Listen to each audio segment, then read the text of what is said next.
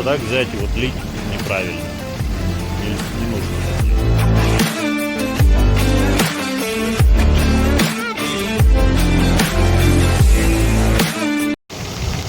Ставлю и слушаю, как работает двигатель без присадки.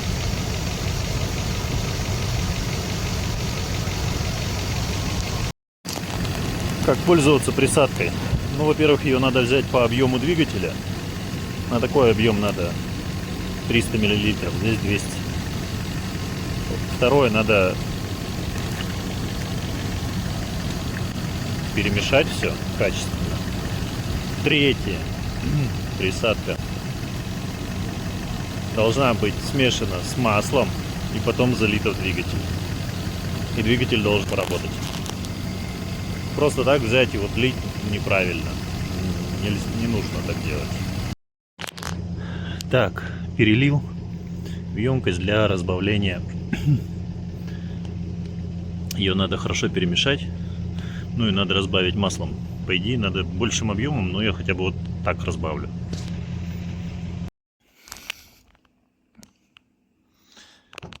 Так, могу, конечно, пролить, но постараюсь. Да.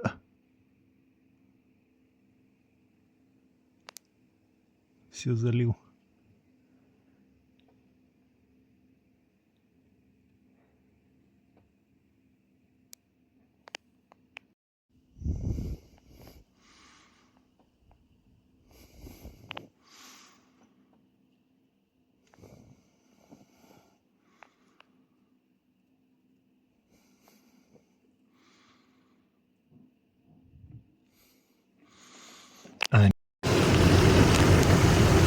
Только залил присадку.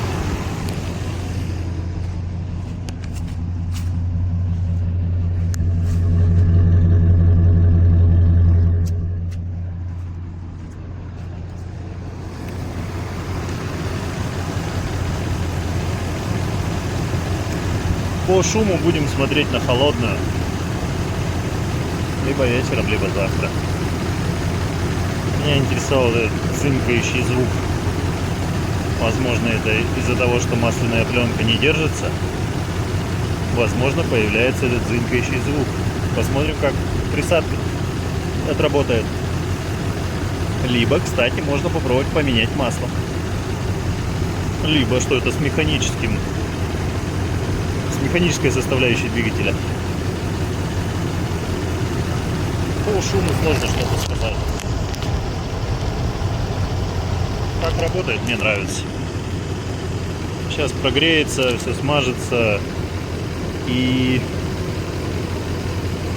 посмотрим еще уровень масла. Так, достаю первый раз. Ух, что-то там прям. Так, полный щуп. И достаем второй раз. Полный уровень.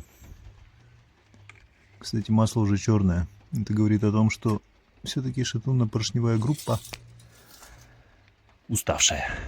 И довольно хорошо уставшая. Но был пробег около 100 тысяч километров заявленный. А может, он и 200 был. Сейчас уже может быть 200-300. То есть фактически по документам мотор типа прошел 200 тысяч километров. По факту, наверное, темнеет, так как будто бы мотор прошел 300 тысяч километров. Ну что, заводим и слушаем.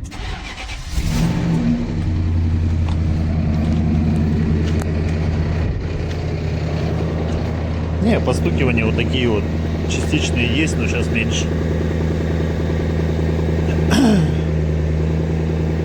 Что-то было такое.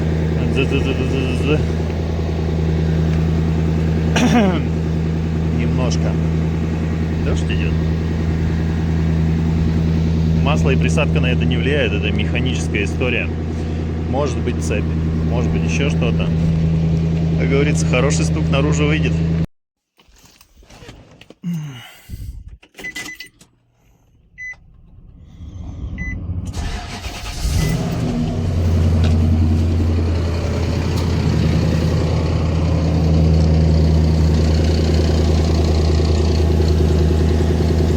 Вот он, звучок и прошел. пошел. Какой-то подсвист еще добавился.